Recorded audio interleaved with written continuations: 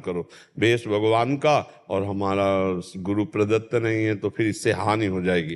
प्रणाम नमस्कार जैसे लोग करते हैं फिर उससे सब हमारा दुर्गति हो जाएगी, इसलिए कोई प्रणाम नमस्कार करे तो उससे भी भजन जाता है। हाँ और हमारे सुकृतों का क्षय होता है। हाँ क्षय होता है। इसलिए साधु के पास कुछ नहीं रहता भगवान के सिवा। निंदा करने वाले पाप ले जाते हैं, दुख भोग करके पाप नष्ट कर देते हैं। प्रणाम नमस्कार करने वाले भजन ले जाते हैं और जीवन मुक्त होकर, शुभ अशुभ दोनों से मुक्त होकर वो जीवन मुक्त भगवान को प्राप्त हो जाते हैं।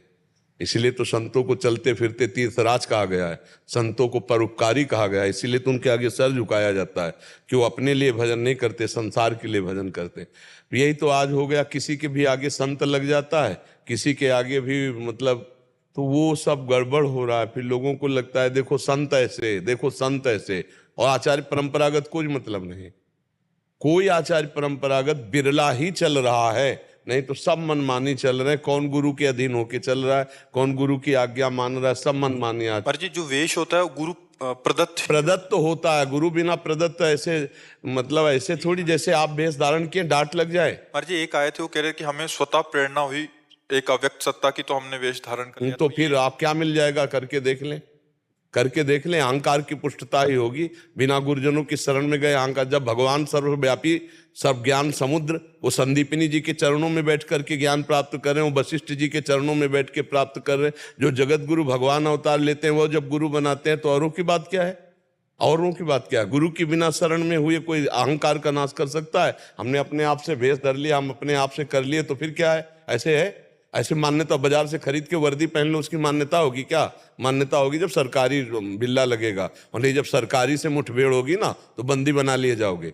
मतलब एसएसपी डीएसपी की आप नौटंकी नाटक में जो वर्दी होती है उसे चढ़ा के घूमो रोड में, और जब असली अधिकारी मिलेगा ना तो तुम्हें जेल के अंदर डाल देगा।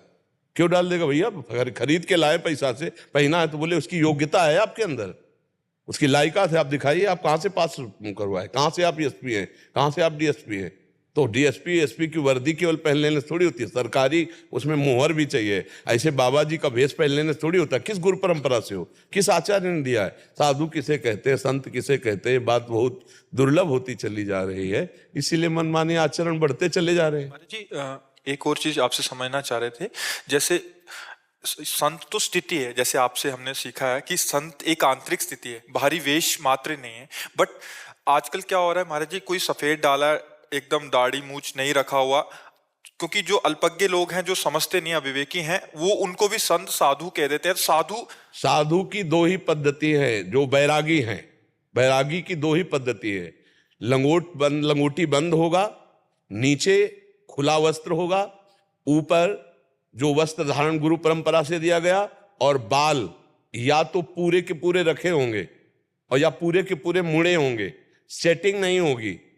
ये नहीं कि दाढ़ी मुछ मुड़ा लिया बाल रखे हुए हैं, ऐसी कुछ नहीं होता।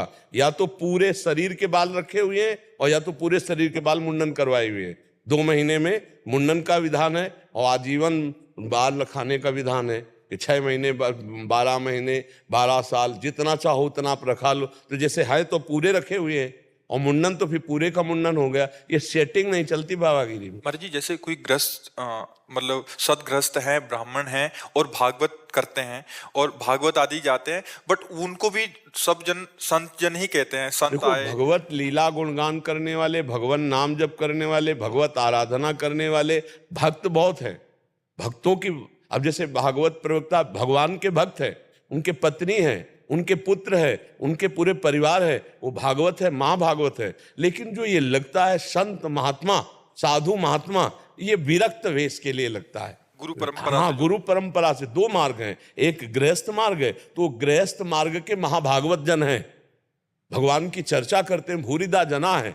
पर जो संत परिपाटी है, जैसे सन्यास मार्ग है, तो ये मार्ग में ये बात चलती है कि ज्ञान मार्ग में जो है वो गेरुआ वस्त्र और हाँ, और जैसे वैष्णव में विरक्त है तो इस तरह से, हाँ, इस तरह से पीले या सफेद वस्त्र ऐसे धारण किए हुए हैं। बकाया संत शब्द जो है लंगोटी बंद वैरागी के आगे लगता है, जो भगवान अनुराग में, और जो गृहस्थ में है वो भगवत प्रेम में डूबे हुए महात्मा जन है। वो चाहते भी नहीं कि हमें कोई संत कहे, वो चाहते भी नहीं है कि हमें कोई संत कहे, कोई महात्मा कहे। अब ऐसा विरक्त वेश की मर्यादा को रखना बहुत कठिन हो गया है, बहुत कठिन। बाल बहुत सेटिंग से हैं, रोज दाढ़ी और मुछ चिकनी की जा रही है, हम उसको क्या कह सकते मतलब हैं? ऐसा नहीं हो सकता। नहीं, नहीं हो सकता। परिपाटी नहीं है। या तो मुंडन पूरा और या तो फिर दाढ़ी। गृहस्थ में ऐसा है, गृहस्थ में ऐसा कर सकते हैं। जिनके आगे जो विरक्त वेश में नहीं, निवृत्ति मार्ग में नहीं है, गृहस्थी में है, हम लोग कथा कर रहे हैं, तो वो बात उनकी ठीक हो, कैसे भी रह सकते हैं। गृहस्थी में उनका एक अलग विधान है। लेकिन विरक्त जहां संत लगा है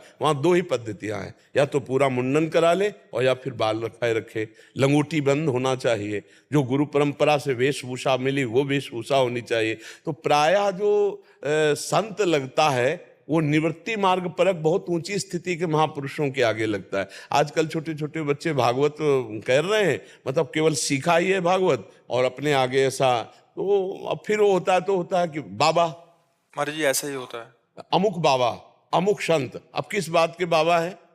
बाबा संत लगता है जो विरक्त है, जो विरक्त निवृत्ति मार्ग परक है। निवृत्ति मार्ग परक तो है नहीं। ये दोनों का भेद नहीं समझ आ रहा। हाँ, तो इसीलिए तो फिर जब गालियां पड़ती हैं तो फिर पूरे संतों को गालियां पड़ती है। किसी के आगे भी तो ये आचार्य परंपरा से गृहस्थ का जो आश्रम है उसका ये गुरु आश्रम है, विरक्त मार्ग, संन्यास मार्ग। तो कोई किसी भी गृहस्थ के पास जा, चाहे जितना बड़ा गृहस्थ हो, चाहे जितना जगत पूज्य हो, जब संत भगवान पधारेंगे तो उनका आदर करेंगे, उनका चरणोदक उतारेंगे, उनको नमन करेंगे, ऐसा करेंगे। अब जैसे अभी यहाँ कोई गृहस्थ महाभागवत आता है, हम उसको प्रणाम करते, नमस्कार करते, पर उनकी पद्धति होती है कि हमसे श्रेष्ठ है, ये विरक्त मार्ग के पथिक है। जो भी आते हैं आप उसको दंडवत करते हैं, बट आप भी। हाँ, तो विरक्त मार्ग का भाव है।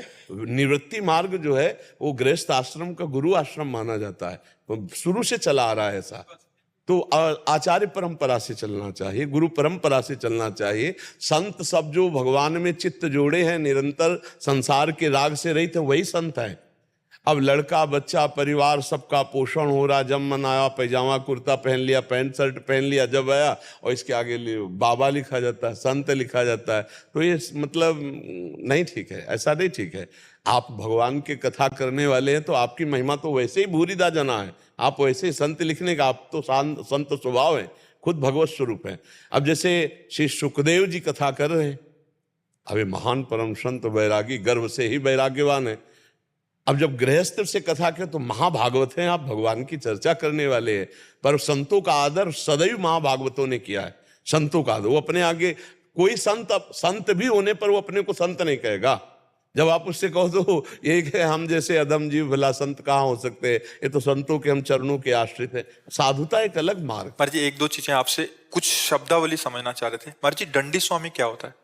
दंडी स्वामी, हाँ, जिन्होंने आद्य गुरु भगवान शंकराचार्य के मार्ग में दीक्षा ली है और दंड धारण किया, वो नारायण का स्वरूप है, वो अग्नि स्वरूप है। मतलब काषाय वस्त्र धारण किए हुए संसार से वैराग्य को प्राप्त हुए, जिनका संसार में नारायण के सिवा, ब्रह्म के सिवा कुछ नहीं है। सर्वतो भावेन, मतलब बहुत ही कठिन मार्ग है संन्यास मार्ग। अर्थ त्यागी, स्त्री काठ की भी स्पर्श नहीं करना संन्यास मार्ग में, बड़ा नियम है।